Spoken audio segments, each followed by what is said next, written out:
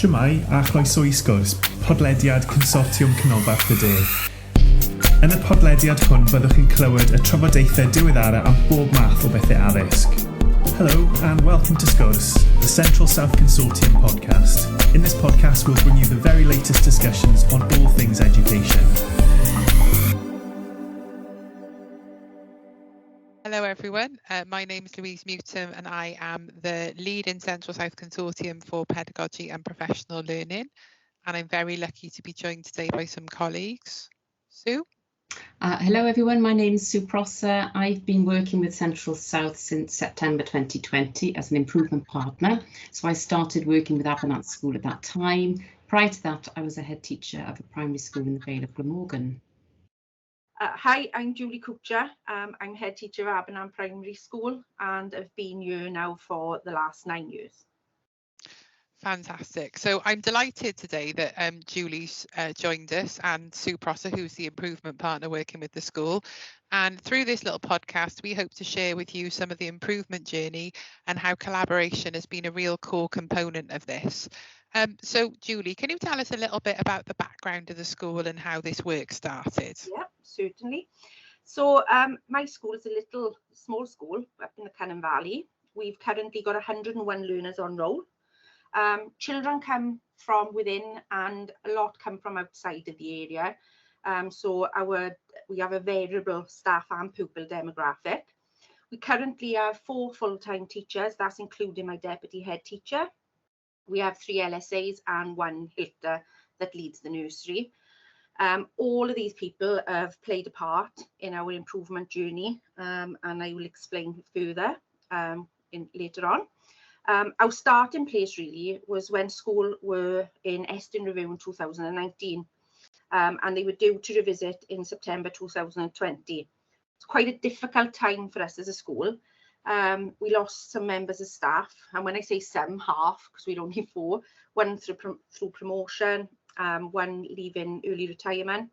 So we had, half of our staff were new, and of course, like many other schools, we faced the extra challenge of the pandemic early in March 2020. So, the odds at that time were against us, but what was really lucky for me is the existing staff and the new staff, they were highly motivated. The morale was good, and I just fed off this really. And in the words of one of the staff members, their words were, the only way is onwards and upwards, can't get any worse. So that was where we started.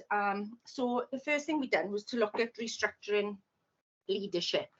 And as I said, retention of staff for us in Abernant is quite difficult because it's great if you're looking to develop those wider strategic roles. The opportunity is there for more staff because we're so small.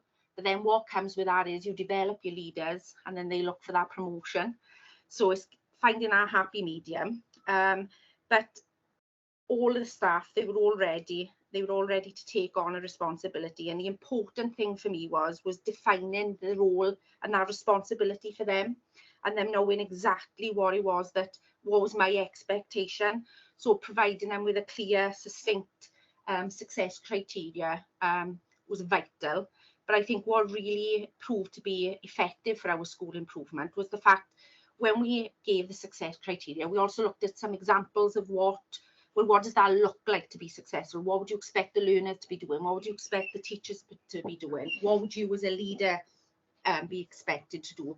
And I think that was the big game changer for us really, because you can just put a load of success criteria down on a piece of paper, but if everybody's not on that same playing field of what does this look like for us, then obviously that's you're not going to get very far. So that was the big point for us. They all knew exactly what was expected of them.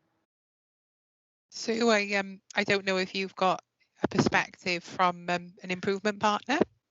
Well, first of all, it's worth mentioning that the change in our role title was very much welcomed from challenge advisor to improvement partner.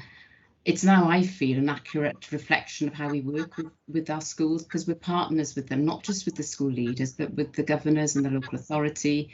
And ultimately, we all want the same thing, don't we? We want our schools to be successful, aspirational and inclusive. And part of my role in working with Julie's school was in brokering the support to ensure leaders are able to access the support they need at the right time. So being successful is something the staff at Abernant have managed to achieve during a really challenging 2 years. Whilst Julie as head teacher has had to keep a close eye on keeping everyone safe during quite a scary time during the pandemic, she's also had the additional pressure of ensuring progress against Eston's recommendations, distributing leadership and developing robust school improvement and monitoring processes. And my role in all this has been to broker the required support from our CSC literacy and numeracy teams. I've been supporting in joint book looks, surgical gloves and all at one point in the pandemic, wasn't that right, Julie? Listening to leaders and learners and celebrating the achievements along the way. But actually, most importantly, my role has been about to reassure staff, helping them build their self-confidence in what they were doing.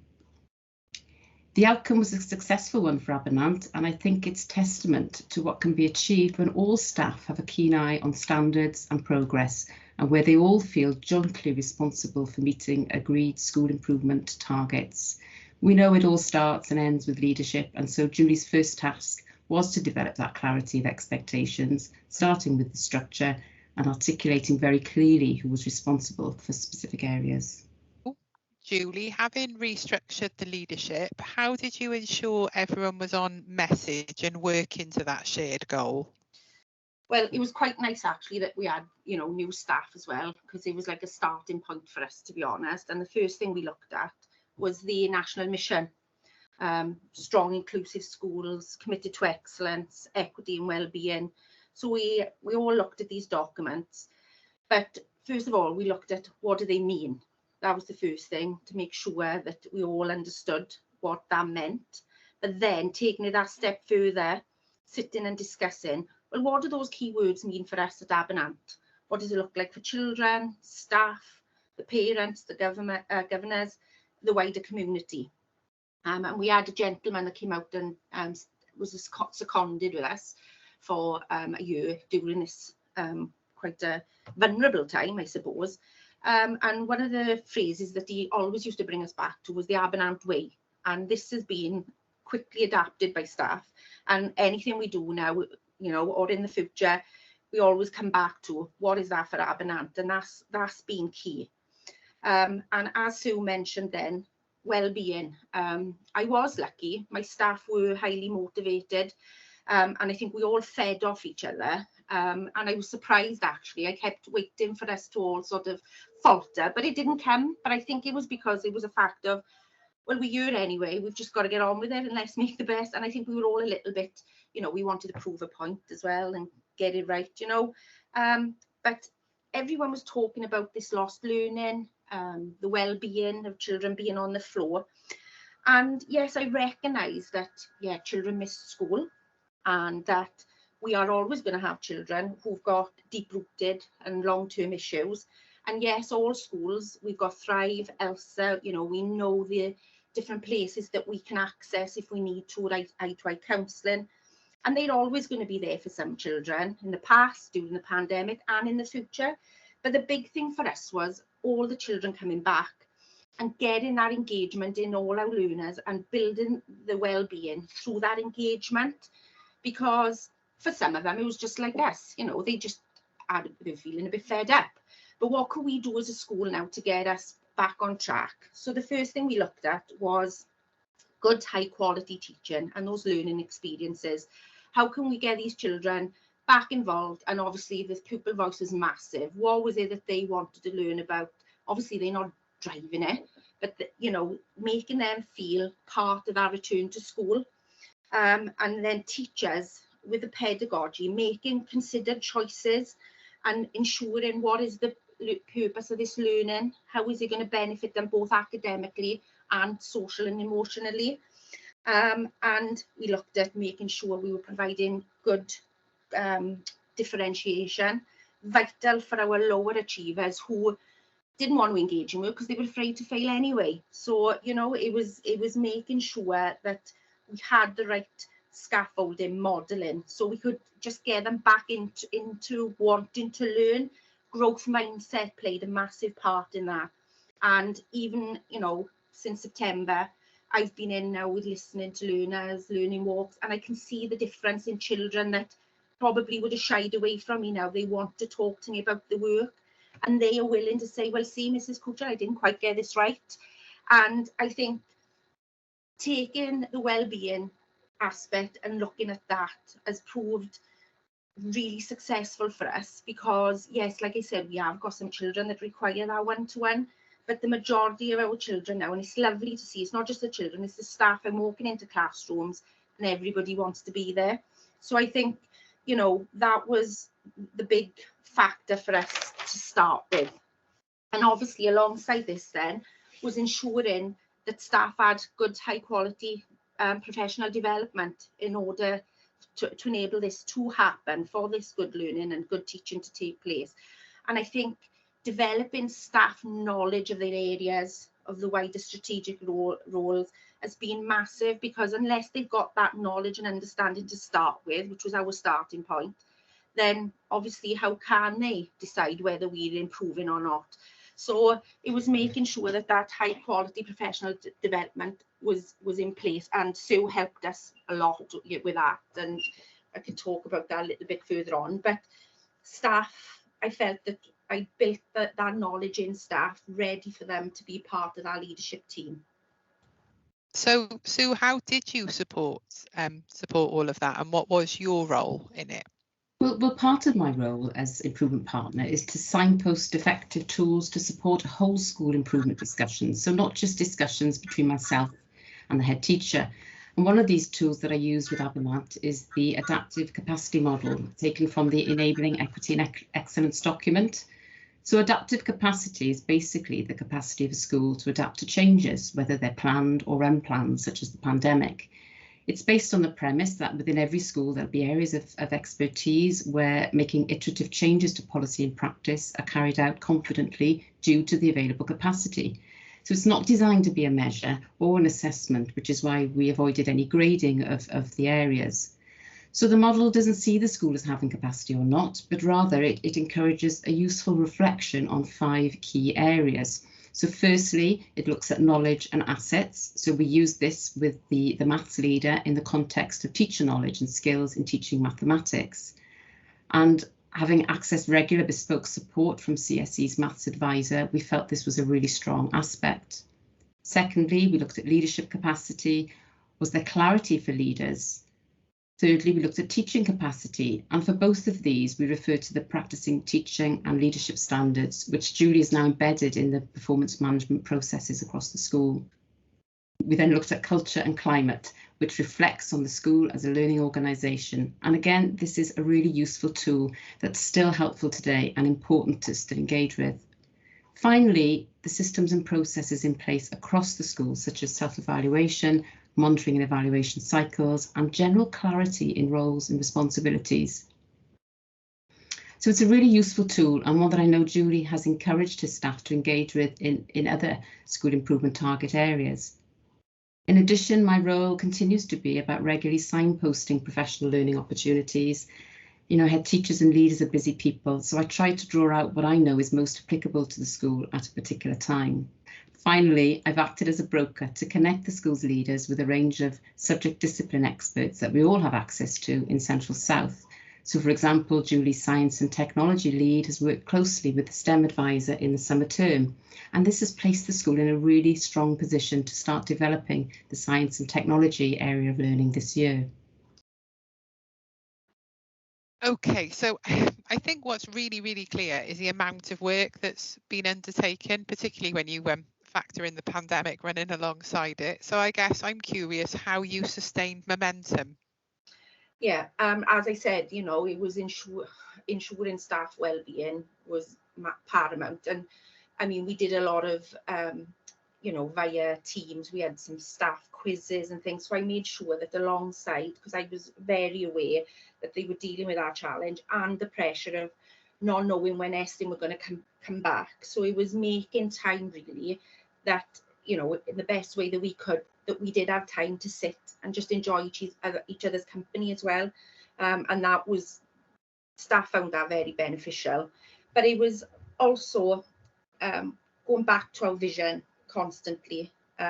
We amended it slightly. It wasn't too much in line with the new curriculum. A lot of the keywords and what we wanted were very similar. The biggest change for us came in aims. We had too many and they were too airy-fairy. We made them more succinct, and the 4 purposes are driving those now. But it was every time we did something, is that what our vision is? Is that what our aim is for our children? And even it's lovely now in meetings, you know, staff will say, well, what does that mean for the children? They bring it back themselves. And then for me, making sure that the SIP was very clear, but that was linked then, very closely linked to staff's performance management. Because as I said, making performance management effective and a worthwhile process, because it can become a tick list. So it was very, very tightly aligned to the school improvement plan, which then fed into staff's performance management, in that if they were leading an area, that was their leadership target. And then obviously the big focus for us, even though we had 3 different areas, it was all based on the foundations of that good pedagogical and the teaching and good teaching and learning and the experiences. So the second target was closely linked. And again, they had the success criteria, but they had, what does this look like for me? What does it look like for the children? What does it look like for me as a leader? And then through that as well, we built in, I gave staff the adaptive capacity model and asked them to look at that in terms of the area that they were leading. And this helped to a culture change, really. It was getting over to staff. We've been talking to the children about growth mindset, in that, you know, no, we're not there yet, but we can do this. And it was a similar thing for staff. And the adaptive capacity model, I think the big thing for staff was seeing there's no judgment. It was knowing, right, we've evaluated this is where we are, and we're going to look for next steps. And it sort of took that individual focus off them, and they could see it more as the improvement for all and that wider strategic role. And I got to be honest, staff are very comfortable now in saying to somebody, look, that was really good, but if we did this, this can be even better. And that's coming from them and the leaders themselves. They may do a listening to learners to you know, go in, or a learning walk. And if they pick something up, they actually say to the teacher, look, this is what's good. They pick out what they need to improve on. They support them or signpost them to professional learning. But more importantly, then they give them a date and they'll go back and they'll revisit. And I think it's exactly what Sue said about it's being planned and unplanned. We're not afraid to sort of, it's like it is live, it's a working document. We're not afraid to say, look, actually, we've picked this up now, and in order to move forward, we need to address this first. So, you know, I think that culture within the school, you know, not a judgment. This is where we are. What's next steps? What can we do now to make it even better? Help to sustain that morale. I think they didn't feel like they were being browbeaten all the time. You know, there was that positive with the negative. So that change and how tight everything had linked has really, you know, book looks, listening to learners, they've all validated what we're seeing, and, you know, the improvement within our SIP, you know, has proved very successful, and it currently is to date as well. So I think, you know, it was that culture of saying, you know, this is what we want. Yeah, okay, we're not there, but this is what we can do, and this is how we can do it. And I think that's what helps staff to keep that momentum. So from my perspective, what's so impressive is the whole school drive to improve, continually monitor, evaluate and refine practices, ensuring children as learners are at the heart of all the decisions they make at Abernant. I've observed that the MER cycle is an ongoing process in Abernant. It's no longer a high stakes timetabled event led from the top down. It's really genuinely part of daily school life, and an expectation that all staff contribute and engage in the process, and they can actually talk about it. It's an embedded culture, and the school improvement plan is a live working document that all staff engage with. The targets are sharp, pupil focused, but more importantly, I find the staff understand them. As Julie's mentioned earlier, they're aligned to their performance management targets. It's all joined up. Staff are very clear what evidence they need to collect throughout the year as they understand the success criteria and what it looks like.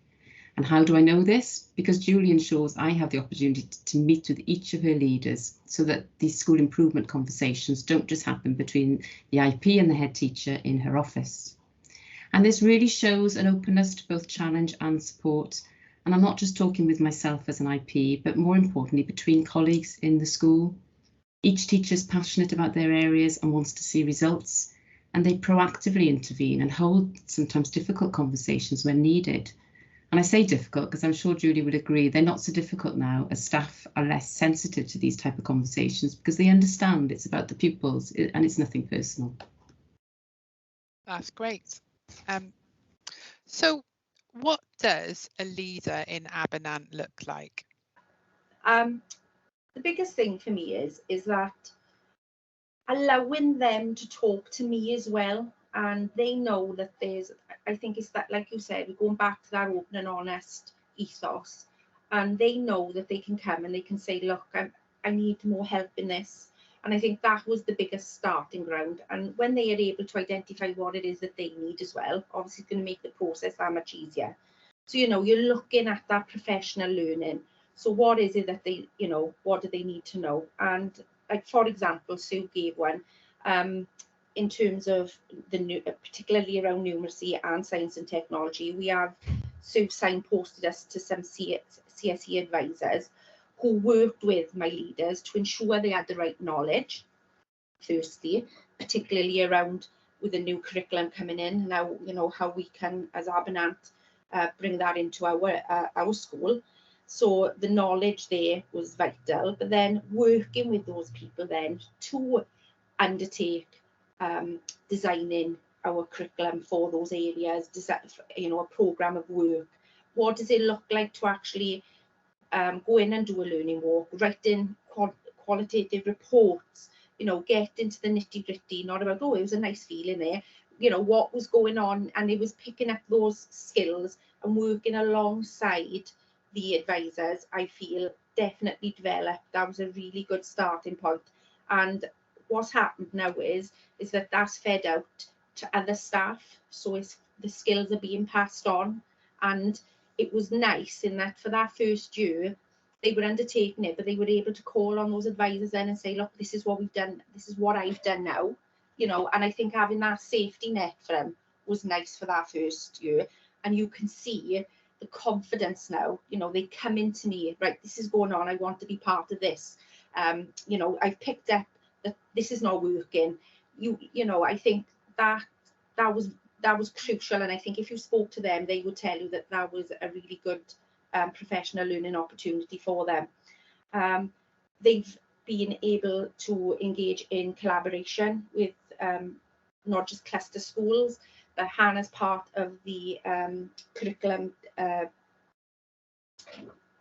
learning design model with CSC. She's also leading a group of schools within the region on progression in science. Not only has it developed her as a leader, but it's also allowed her to filter out what she's picked up from other schools to bring back to our school and amend and improve our school. That, you know, she went and worked with a school on the progression in science in one of the what matters statements. She brought it back to school then, and she's adapted it in the other areas for our school. So I think collaboration, that's definitely also helped to secure their development and schools improvement. And again, as I said, it's always going back to their performance management targets. They've all got their own folders where they will bring, when we have our performance management reviews, they bring the folders with them. Nothing fancy. I've told them I don't want anything looking, if it's just a photocopy of a child's book, you know, it's just showing that this is what I'm doing and I am being effective in it. And they've actually, I was quite surprised, LSAs in particular as well, because they had the same process where, you know, what did it look like for them when they were working with a group of children? You know, they come into me now and they say, oh, do you think this would go against this success criteria? And they're all closely linked also to the teaching and learning professional standards for the teachers and the LSAs. So it is a full cycle. And I just think that everything is so clear for them. They feel safe, that they're willing to take risks and be willing to say, well, actually it's not working, but this is, and I've secured improvement in this area. So yeah, I think on the whole, I think if you spoke to them, and like the work with Sue was definitely, they do you know when the challenge advisors come in, this school improvement, everybody's they can't wait now. It actually is quite nice because they say, oh, do you want to show Sue this? They do feel that they've got that relationship with Sue, and they see it as an improvement journey. That's great. Sue, I imagine it's been quite a privilege to watch this grow and develop in the school. So I'm just wondering if you wanted to talk around what you've seen. It has huge privilege, really. For me, it's that willingness from the staff to engage with other partners and learn from others, and that really stands out.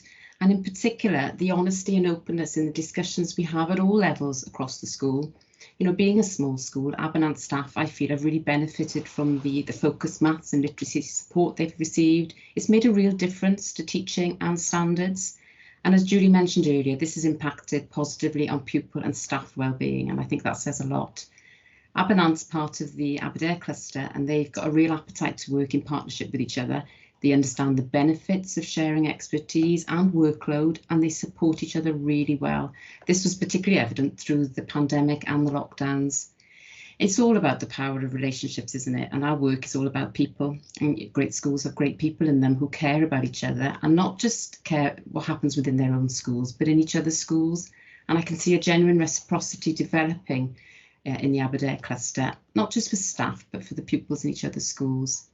We set up a cluster maths network this year, and Abernant have been really active in this project, inviting partners to school.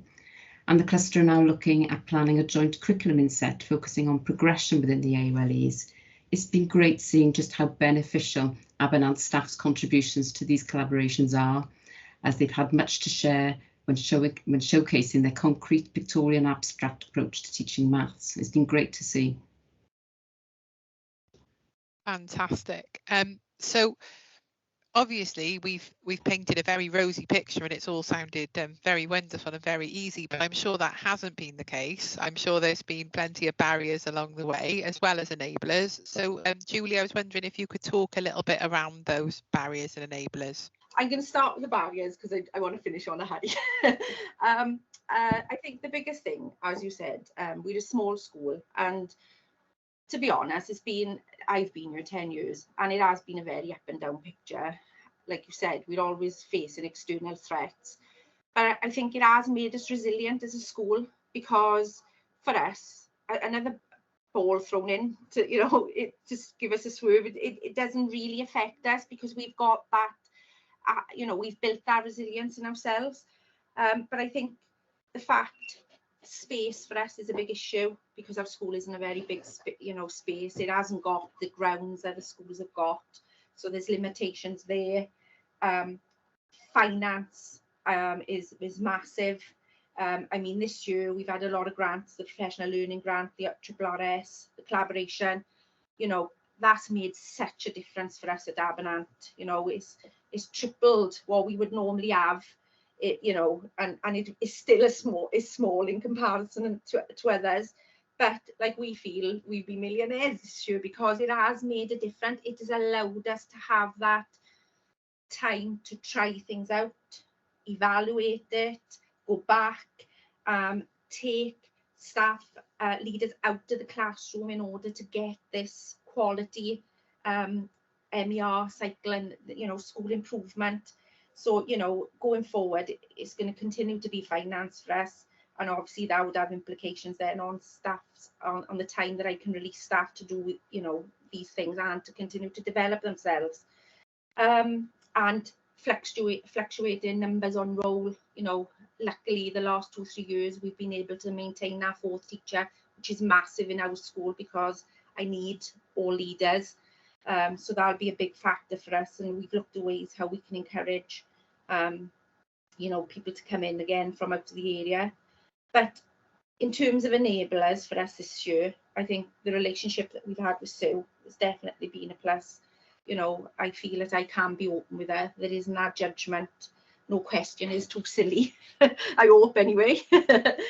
So, you know, that was a good starting point. I've got a good network of head teachers within the cluster. I've got, you know, really solid relationships that I can phone up when you want to celebrate something, or just as much as if something's going wrong. And having that support has been, particularly, as I said, over these last couple of years with the pandemic, has proved quite vital for us. But, you know, and as Sue said, we are strong. We want to work as a cluster. So I think, you know, that's been an enabler. The governors at school, they've been brilliant, even though they haven't been coming in. They're still meeting with my leaders and having a hold on, you know, what is going well, where are we going. I can't wait to get parents back in. That's what I feel I want to go now. I want to get the parents back in and to really embrace what I'm seeing in the school. And I think, you know, that'll be good for them as well.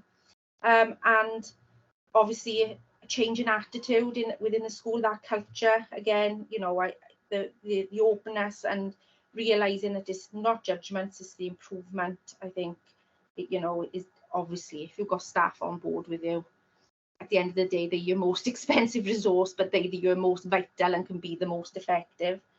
So yeah, and I'm quite positive at the moment. That's good to hear. Positive's what we like. Yeah. So Sue, I don't know if there was anything you wanted to add from the improvement partner perspective. Well, just to reiterate a little bit of what Julie's touched on, you know, there are benefits as well as challenges leading a small school. But I think a lifeline for our leaders is the quality of partnerships surrounding them. And this includes not just consortium and local authority colleagues, but just as importantly, their own peer colleagues and school networks of support. Without this, it becomes very challenging for small schools such as Abernant to compete fairly with this significant amount of transformation and reform. But if we bring it back to the core, you know, our aim as a region is to ultimately empower schools to improve outcomes for all learners. And without a doubt, it's the high quality partnerships that will help schools achieve this. And Abernant, I think, is a prime example of what can happen when you get the partnerships right. It's been an absolute pleasure working with them, and I'm sure they will continue to be ambitious in achieving excellence for their school. Thank you, Julie. So, thank you both for taking as well on something Sue said. It's quite funny, really. The pandemic, even though people felt isolated, in a way, it brought our schools close together. So, you know, that's a positive that we need to ensure that we continue now, and take away is to continue to, you know, those partnerships with our cluster schools and the staff themselves as well. They actually know who is in the other schools, whereas they probably didn't before. So yeah, sorry, I just wanted to reinforce that. No, we'll take that as a massive win to finish on. But I'll say thank you both for taking the time to talk to me today, and I'm sure lots of people will enjoy having a listen, and you might well get some questions via email, Julie, come your way in the future, I'm sure. So thanks very much. Oh, thank you both as well. Thank you for your time. Diolch am wrando ar y benod hon o Sgwrs. Cofiwch ein dilyn ar Twitter a Facebook, tanysgrifio ein sianel YouTube, ymuno yn cymunedau ar ein gwefan a darllen ein bwletin ysgolion wythnosol am y newyddion diweddaraf. Thanks for listening to this episode of Sgwrs. Don't forget to follow us on Twitter and Facebook, subscribe to our YouTube channel, join our online communities via our website, and read our weekly school bulletin for the latest news. Hwyl am y tro. Bye for now.